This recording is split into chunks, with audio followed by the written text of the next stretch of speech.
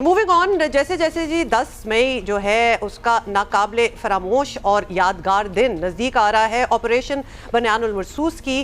शानदार और तारीखी कामयाबी की यादें भी ताज़ा होती जा रही हैं और पाकिस्तान में खुशी और फातेहाना जज्बात हैं और पाक फ़ौज ने मार्का हक की कामयाबी को 1 साल मुकम्मल होने पर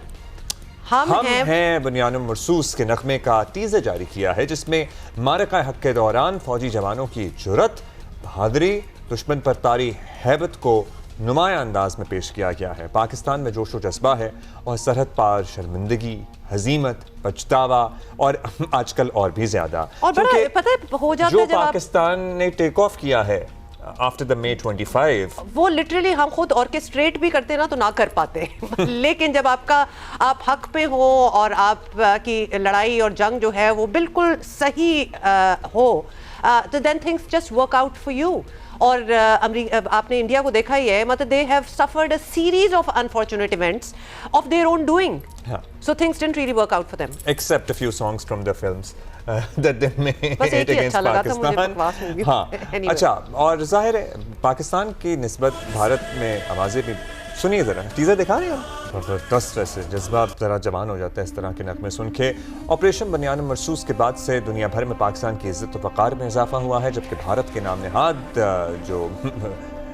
आपको पता है प्रोपेगेंडा है वो खाक में मिल गया है। 1 साल होने को आया है, लेकिन भारत अब भी तस्लीम करने को तैयार नहीं है कि आगे बढ़ने का वाहिद रास्ता हम तो आज भी नहीं कह रहे हैं कि अमन ही है। Claiming that Rafale has been down, can you clarify on that? You know, we are in a combat scenario,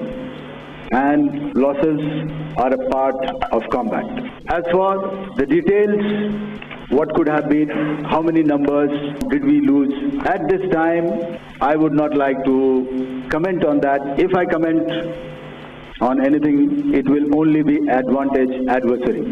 अच्छा सर, ऑब्वियसली उस वक्त तो आप बिल्कुल कमेंट नहीं कर सकते थे और अभी भी नहीं कमेंट कर सकते। ये क्लिप जो था ये पिछले साल का हम आपको दिखा रहे थे, because they were just speechless. लेकिन आप ना करें, सदर ट्रंप ने तो इस पे बार-बार कमेंट किया, एक दफा नहीं दर्जनों बार कमेंट किया, और उसके बाद 1 साल गुजर गया, आप अभी तक कमेंट नहीं कर सके क्योंकि you knew that you were wrong. अमेरिकी सदर कर रहे थे ना, शदीद किस्म के अमेरिकी सदर जो कर रहे थे, हां वो तो बता दें, उन्होंने अभी कल परसों भी कहा तफवीज की हुई थी शायद उन्होंने, कि आप वो खुद ही बता दें। अच्छा, डॉक्टर कमर चीमा ने हमें ज्वाइन किया है, माहिर सिक्योरिटी अमूर हैं। डॉक्टर साहब,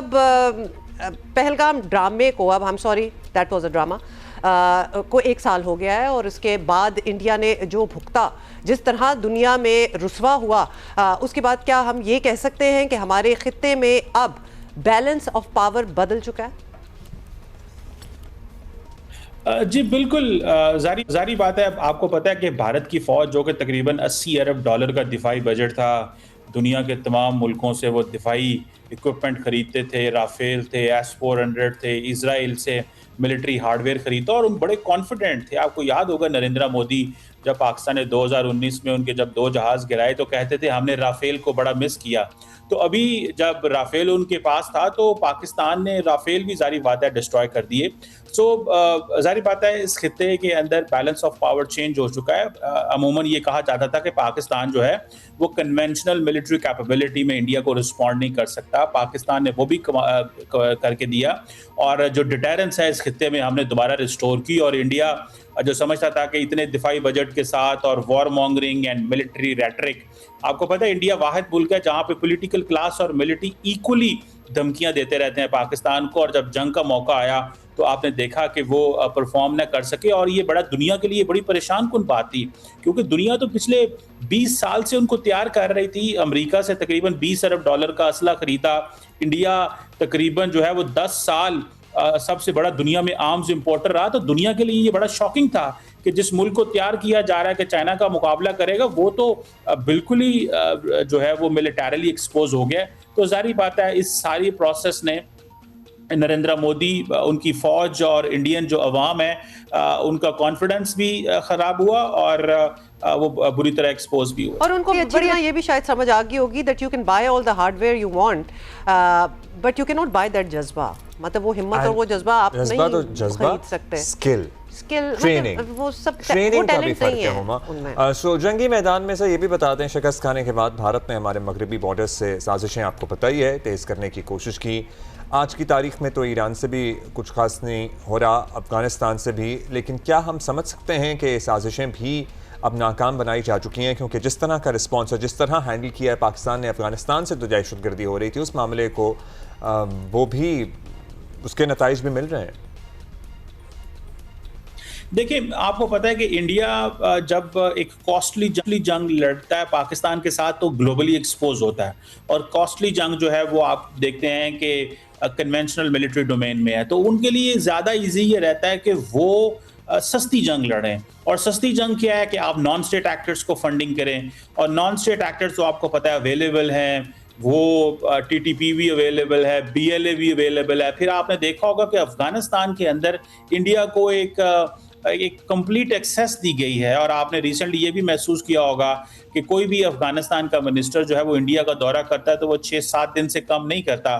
तो नॉन स्टेट एक्टर्स के जरिए पाकिस्तान को इंटरनली कमज़ोर करने की कोशिश की गई, और अब जो रिसेंटली पाकिस्तान ने अफगानिस्तान के अंदर जो मिलिट्री स्ट्राइक्स की हैं, लेजिटिमेट मिलिट्री स्ट्राइक्स और जो मिलिट्री टारगेट्स हिट किए हैं, उसके बाद इंडिया के लिए भी परेशानी हो गई है कि ये सस्ती जंग जो वो शुरू करना चाह रहे थे पाकिस्तान के खिलाफ, शुरू क्या करना है, काफ़ी देर से वो इन्होंने इनिशिएट की हुई थी, उसमें भी उनको नाकामी हुई है। तो मेरा ख्याल है पाकिस्तान जो है वो ग्लोबल स्टेज पे अपनी पोजीशन बताने में बड़ा कामयाब रहा है कि जब हम अफगानिस्तान में नॉन स्टेट एक्टर्स को हिट कर रहे थे जिनको इंडिया की सपोर्ट थी, और आपको पता है कि इंडिया दुनिया का वाहिद मुल्क था, इंडिया के फॉरेन ऑफिस सपोर्ट करता था कि जी टीटीपी जो है वो उसको ना टारगेट करें। आपको पता है कि इंडिया के फॉरेन ऑफिस ने पाकिस्तान को कहा कि वहां पे सिविलियंस मारे जा रहे हैं, दुनिया का कोई मुल्क ये नहीं कहता, ये सिर्फ इंडिया का फॉरेन ऑफिस जो उनके स्पोक्स पर्सन है रणधीर जायसवाल साहब, ये उन्होंने ये बात की थी कि तो मुझे लगता है कि जब भी पाकिस्तान टेररिस्ट हाइडआउट्स पे हमले करता है या नॉन स्टेट एक्टर्स पे अटैक करता है, भले वो कुलभूषण यादव नेटवर्क पकड़ना हो, भले अफगानिस्तान या बलोचिस्तान के अंदर कोई इस तरह की कार्रवाइयाँ होती हैं, तो वो समझते हैं कि उनके लिए दुनिया में वो यही पाकिस्तान का इमेज देना रखना चाहते हैं जी कि पाकिस्तान दहशतगर्दों से लड़ रहा है और पाकिस्तान की पोजीशन कमज़ोर है, और ये ऑप्टिक्स वो दुनिया को दिखाना चाहते हैं। लेकिन पाकिस्तान जो है वो हर दफ़ा इसमें कामयाब हो रहा है, इस सेंस में कि हमने एक्सपोज किया है कि ये नॉन स्टेट एक्टर्स को स्टेट एक्टर्स की सपोर्ट हासिल है। अच्छा डॉक्टर बड़ी अच्छी तरह एक्सपोज भी किया है वो तो खैर दैट गोज विदाउट सेइंग। अच्छा ये बताएं, अब बात कश्मीर की हो, पानी की हो, कोई बड़ा कोई छोटा मसला हो, सबका हल जो है वो डायलॉग से ही निकलता है, मुज़ाकरात की मेज़ पर आना ही पड़ता है। क्या इंडिया की मौजूदा क़यादत से ये उम्मीद रखी जा सकती है कि वो इस तरफ आएंगे, या फिर लिटरली मोदी के जाने का इंतज़ार ही करना पड़ेगा?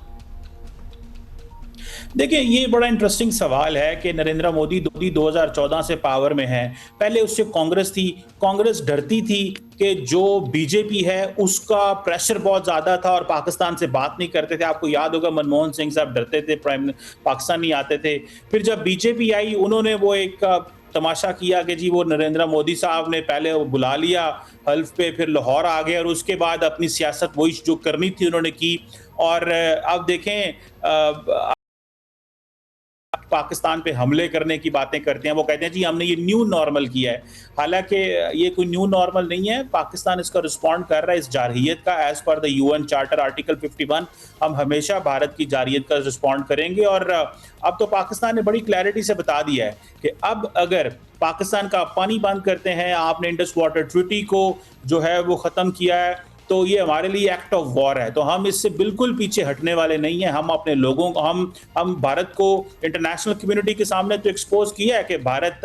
जो ट्रीटीज हैं, जो एग्रीमेंट्स हैं, उनसे बाहर नहीं निकल सकता। लेकिन मैं समझता हूँ कि नरेंद्र मोदी साहब ने अपनी सिर्फ सियासत चमकाने के लिए, और आपको पता है पाकिस्तान इंडिया के अंदर उनका डोमेस्टिक इशू है, तो वो रोज़ रात को मीडिया पे भी आना है और डिस्कस होना है, सियासतदानों ने पॉलिटिकल कैंपेन्स भी उसी पाकिस्तान के ऊपर करनी है। तो मुझे लगता है कि नरेंद्र मोदी साहब की मौजूदगी में बहुत मुश्किल लगता है कि भारत और पाकिस्तान के हालात नॉर्मल होंगे। और मैं समझता हूँ इंटरनेशनल कम्युनिटी भी ये चीज़ें देख रही है कि नरेंद्र मोदी साहब ने जब से पावर में आए हैं, जो jingoism, war mongering Narendra Modi साहब ने की है और जो जंगें कोशिशें करने की हैं, आपको पता है दोनों न्यूक्लियर ममालिक हैं और पाकिस्तान कई दफ़ा भारत को ये वार्न कर चुका है कि एक न्यूक्लियर एनवायरनमेंट के अंदर जो लिमिटेड जंग है या किसी किस्म की जो जंग है वो पॉसिबल नहीं है। और इंडिया को वार्न मिलिट्री लीडरशिप भी कर चुकी है पाकिस्तान की और पॉलिटिकल लीडरशिप भी कर चुकी है। लगता है कि मोदी साहब सिर्फ अपने सियासी फ़ायदे के लिए दोनों मुल्कों के ताल्लुकात को कॉन्टीन्यूसली ख़राब रखेंगे जब तक वो पावर में। Thank you. बहुत शुक्रिया डॉक्टर कमर चीमा, माहिर सिक्योरिटी अमूर। अच्छा, न्यूक्लियर का जिक्र ही हो रहा था तो कल बड़ा इंटरेस्टिंग कमेंट जो आया था ना from the Trump camp, president Trump से किसी ने पूछा कि न्यूक्लियर ऑप्शन जो है वो ईरान पे यूज़ होते, उन्होंने कहा what a stupid question, you know, उनका एक तर्ज है कहने का। मतलब आप पहले तो ऐसे ऐसे स्टेटमेंट्स देते रहे हैं जस्ट सेइंग कि हम डीप सिविलाइजेशन उड़ा देंगे and all that, will die tonight, this was these are the exact lines कि आपने क्या करना था, इंसिनुएट आप करते रहे हैं और अब किसी ने पूछ ही लिया पॉइंट ब्लैंक तो आपने कहा व्हाट अ स्टूपिड क्वेश्चन और उसकी नफी की फिर। ओ वेल।